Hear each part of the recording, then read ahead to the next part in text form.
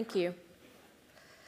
So today I want to talk to you about a very big problem.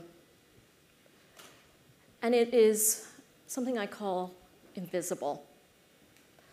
And it is children and young people who are growing in a society that are becoming more and more invisible.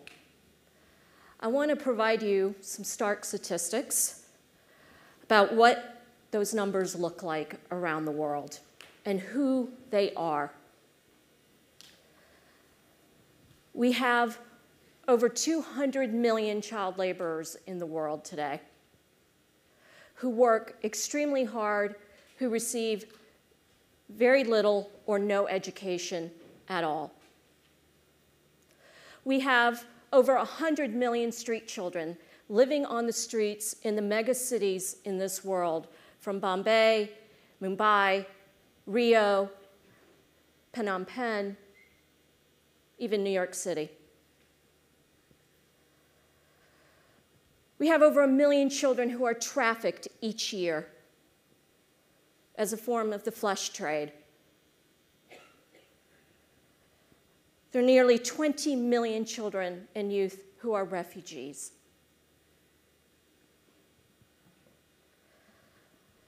There are nearly 20 million children who are internally displaced in their own countries. There are nearly 150 million children and youth with disabilities who have no voice.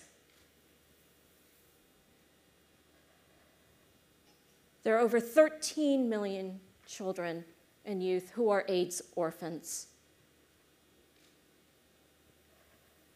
And there are over 200 million young people who are idle, who have no economic opportunities for the future. Who are excluded? They're child laborers, they're street children, they're poor girls, trafficked children, they're refugee children, children in conflict, child soldiers, internally displaced children, migrant children, children in minority groups, children with disabilities, children in natural disasters, and idle youth. That is 500 million children and young people who are invisible today and growing. And why is this important? Well, one is we have a moral obligation to give all of these children a voice, that there's enormous economic returns if we invest in this large group of individuals. And lastly, it's the issue of human security, of living in a caring, productive, and prosperous society.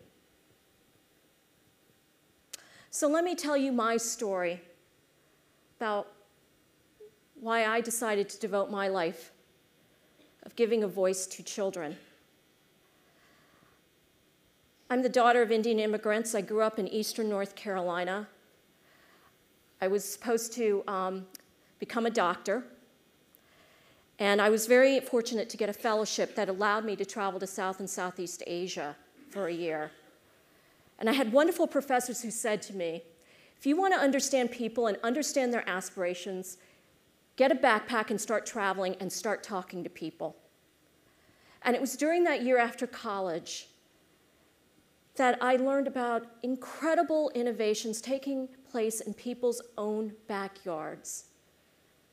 And I met some extraordinary grassroots innovators. And there was one particular place that I say I had my moment of obligation in my life. And I was at a train station in India, in a place called Bhubaneswar. And if you've been at a train station in India, they're very chaotic places.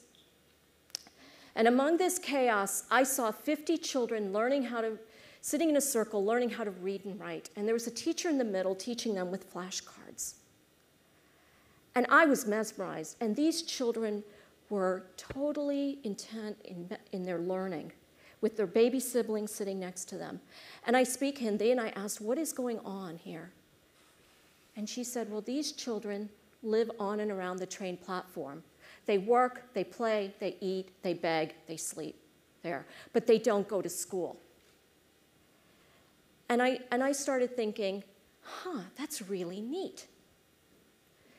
And so I said to her, how much does it cost to run one of these schools?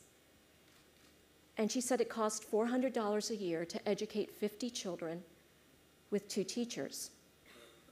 And it was there that I had that moment of obligation of thinking, how do you get small amounts of capital into the hands of really innovative grassroots entrepreneurs and help their organizations become scalable and sustainable? I was there at that train station. It's where that happened for me when I was 22 years old.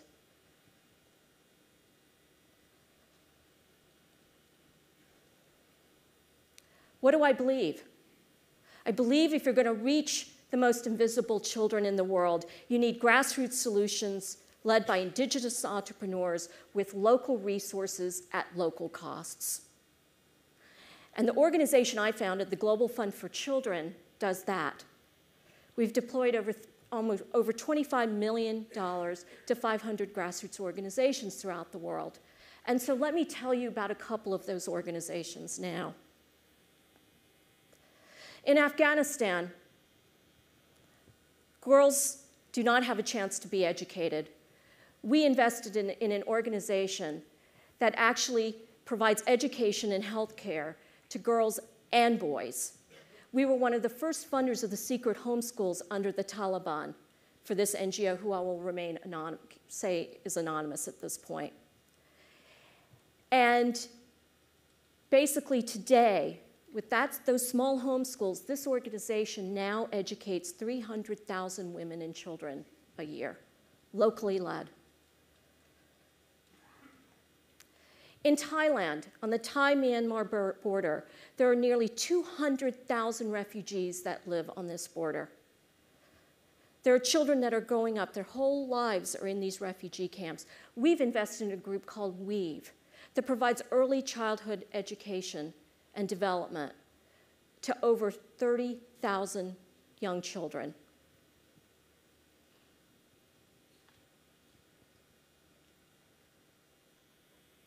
In Africa, in Zambia, where AIDS has devastated the middle class, we've invested in a group called Children's Town, and it's a town literally run by young people. They lost their fathers, their mothers. The teacher there, the headmaster, has created a town where these young people actually teach the younger kids. There are many children's towns developing throughout the world now, especially in Africa.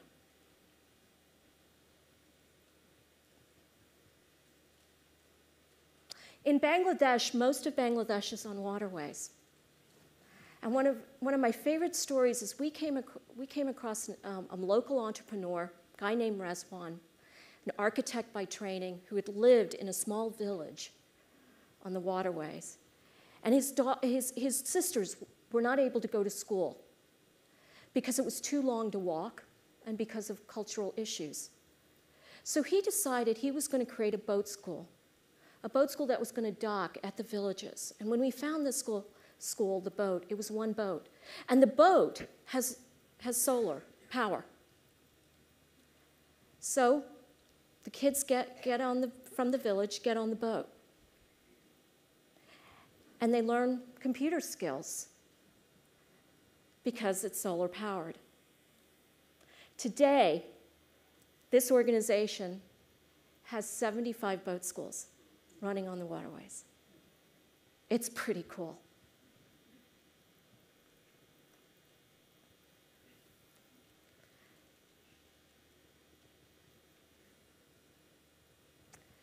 Last example.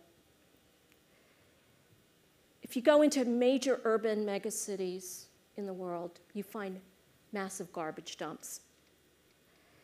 And poor families live around those dumps. And those families with their children pick garbage for a living.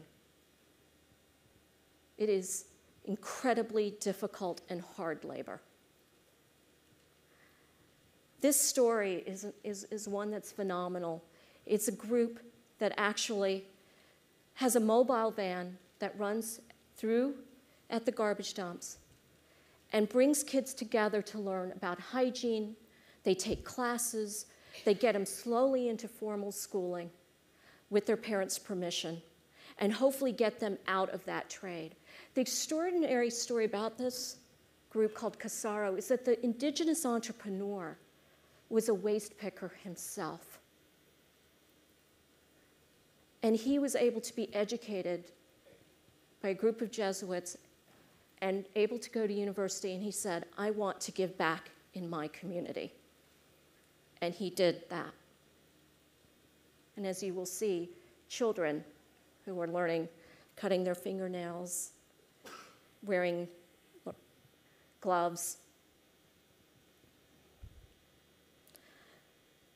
So let me end with saying, upheaval and chaos leads to ingenuity and change. I've seen it throughout my travels. We're seeing it constantly, where grassroots entrepreneurs throughout the world need a small amount of capital to get started. And for all of us today, I think we have a great responsibility in front of us, because that $500 million number is going to grow to 1 billion or 1.5 billion within the next 20, 25 years if we do not do more. That's what I've been doing for the last 15 years, and I continue to do this work for the long haul. So thank you so much for listening to me today.